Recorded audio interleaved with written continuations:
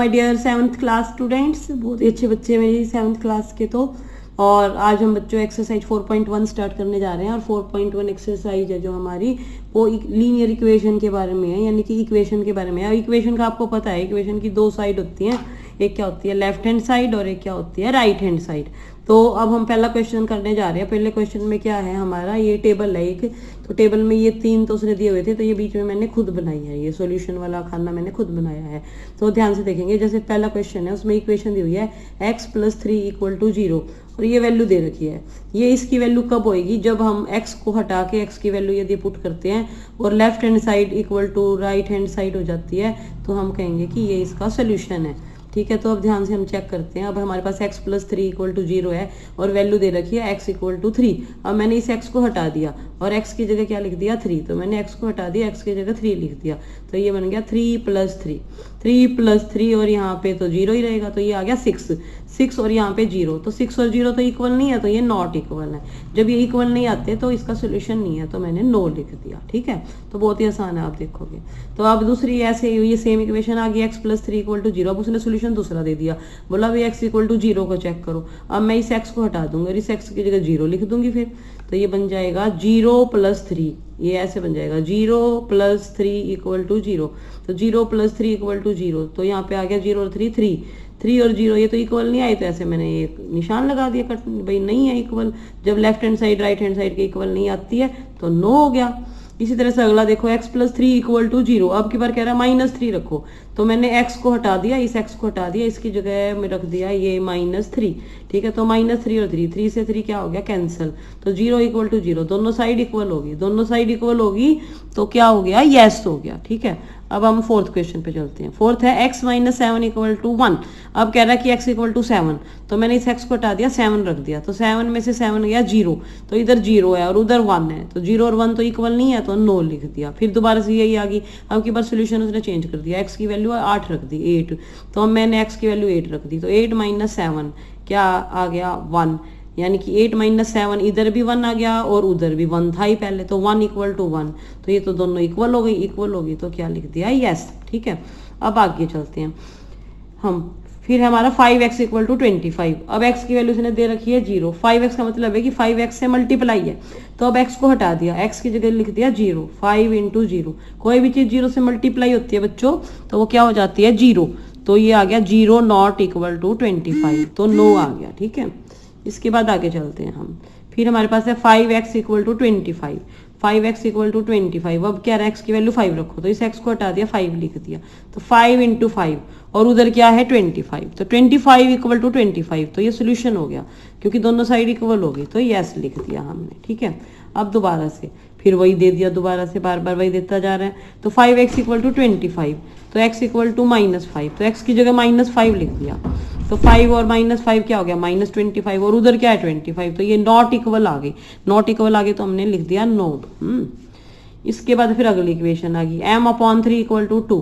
अब कह रहा है कि m की जगह -6 रखो, तो हमने m को हटा दिया, m की जगह रख दिया -6, -6/3 और उधर 2 ही है, तो -2 = 2, तो ये तो इक्वल नहीं हुए, तो नो लिख दिया। फिर हमारा 10th पार्ट में भी सेम इक्वेशन दे दी, अब के बाद सोल्यूशन चेंज कर दिया। अब कह रहे हैं m = 0 को देखो, तो हमने m की जगह 0 लिख दिया, 0/3, किसी भी चीज को 0 को किसी भी चीज से डिवाइड करो तो 0 ही आता है, तो 0 ≠ = 2, यानी कि दोनों इक्वल नहीं आया, तो हमने लिख दिया नो। इसके बाद है हमारा 11th पार्ट में फिर वही दे दिया। अब की बार m की वैल्यू रखनी है 6, तो m को हटा दिया, m की जगह रख दिया 6/3, 2 = 2, तो ये इसका सोल्यूशन बन गया। तो ये ऐसे कैसी टेबल आपने अपनी नोटबुक में बनानी है, ये देखो ध्यान से, ये वाली आपको समझ आ गई होगी कल। तो ये हमने कर लिया क्वेश्चन नंबर 1, तो ये हमारा क्वेश्चन नंबर 1 हो गया बच्चों। ठीक है, अब चलते हैं हम क्वेश्चन नंबर 2 की तरफ। तो क्वेश्चन नंबर 2 पे चलते हैं। क्वेश्चन नंबर 2 में कहता है वो कि ये चेक करो कि जो ये ब्रैकेट में दे रखा है ये इसका सोल्यूशन है, यानी केवल बिल्कुल फर्स्ट क्वेश्चन की तरह ही है, बस फर्स्ट क्वेश्चन में टेबल बना रखी थी, इसमें वैसे ही। तो अब की बार ये वाली इक्वेशन है n + 5 = 19, n + 5 = 19 है, तो n की वैल्यू क्या रखनी है 1, तो n को हटा दिया, भाई तू हट जा, और इसकी वैल्यू आएगी अब, तो n की जगह हमने 1 रख दिया, तो 1 + 5 और उधर 19 है, तो 1 + 5 क्या होता है 6, तो 6 नॉट इक्वल टू 19, तो 6 और 19 तो इक्वल नहीं आए, तो नॉट इक्वल का साइन लिख दिया। इसका मतलब left hand side right hand side के इक्वल नहीं है। तो जब left hand side right hand side के इक्वल नहीं है तो ये भी सोल्यूशन नहीं है, तो हमने लिख दिया कि n equal to 1 is not the solution of this equation. इसके बाद बी पे चलते हैं। अब की बार ये इक्वेशन दे रखी है बच्चों 7n + 5 इक्वल टू 19। अब की बार चेक कर कह रहा है कि n इक्वल टू 2 को चेक करो, तो n को हटा के -2 को चेक करो। n इक्वल टू -2 है, ये माइनस का साइन है इस पे, तो मैंने n की जगह -2 रख दिया। तो +5 इक्वल टू 19, तो 7 -2 की मल्टीप्लाई हुई तो -14 आ गया और 5, और उधर आ गया 19। तो -14 में से 5 गया तो -9 आ गया, और उधर 19 है, तो ये नॉट इक्वल है। तो left hand side right hand side के इक्वल नहीं आई है, तो मैंने लिख दिया no, n equal to -2 is not the solution of this equation. इसके बाद नेक्स्ट क्वेश्चन पे चलते हैं। 7n + 5 इक्वल टू 19 और n की वैल्यू है 2। अब की बार n को हटा के 2 लिख दिया, तो ये आ गया 14। 14 + 5 क्या हो गया 19, उधर भी 19 है, तो लेफ्ट हैंड साइड किसके इक्वल आ गई बच्चों, राइट हैंड साइड के। तो मैंने लिख दिया yes, n equal to 2 is a solution of this equation. तो left hand side right hand side के इक्वल आ गए तो यस लिख दो, और left hand side right hand side के इक्वल ना आए तो क्या लिख दो, नो लिख दो। अब इसने अगला सोल्यूशन दे दिया फिर 4p - 3 इक्वल टू 13। अब p 4 और p मल्टीप्लाई है आपस में, अब p को हटा दिया, p की जगह p की वैल्यू रख दी। p की वैल्यू क्या कह रहा है 1 है, तो ये बन गया 4 × 1 और ये 3, तो 4 × 1 4 हो गया, 4 - 3 और ये 13, 4 में से 3 गया 1, तो 1 इज नॉट इक्वल टू 13। तो लेफ्ट हैंड साइड किसके इक्वल नहीं आई, राइट हैंड साइड के। तो हमने लिख दिया p equal to 1 is not the solution of this equation. तो आज के लिए बच्चे 2 इक्वेशन बहुत हैं आपके, तो आई होप आप इनको अच्छी तरह से कर लेंगे फेयर नोटबुक पे। तो आप देख लेंगे, आपको समझ आ गए होंगे। ध्यान से देखो, मैंने ये वाला इसमें वैल्यू पुट करके देखिए, नॉट इक्वल आ गया तो सोल्यूशन नहीं है। इसमें देखो ये भी सोल्यूशन नहीं है, और इसमें इक्वल आ गई दोनों साइड तो सोल्यूशन है, और इसमें भी सोल्यूशन नहीं है। ठीक है जी। और अब ई पार्ट पे चलते हैं। ई पार्ट है बेटा 4p - 3 इक्वल टू 13, और अब p की वैल्यू रखनी है -4, तो हमने p को हटा दिया, p की जगह क्या रख दिया 4 × -4 - 3 और इक्वल टू 13।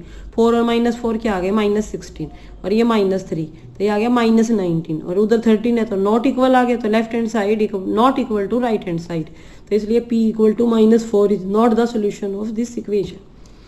इसके बाद f पार्ट है 4p - 3 इक्वल टू 13।